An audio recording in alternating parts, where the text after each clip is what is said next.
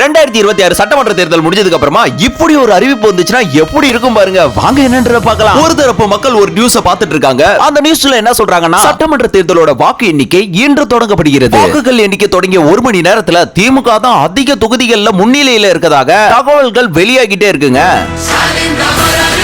மீண்டும் 2026 திமுக தான் ஆட்சி. திரும்பவும் மக்கள் நியூஸ பார்த்துட்டு இருக்காங்க. ஒரு 5 மணி நேரம் கழித்து பிரேக்கிங் நியூஸ், திமுக 130 தொகுதிகளையும் தாவேகா 100 தொகுதிகளையும் கைப்பற்றி தாவேகா 2வது இடத்தில் உள்ளது. அடுத்ததாக வாக்கு முடிவுகள் நெருங்கும் நேரம். கால் வரைக்கும் நடந்தோம், கத்தி கத்தி செத்தான்.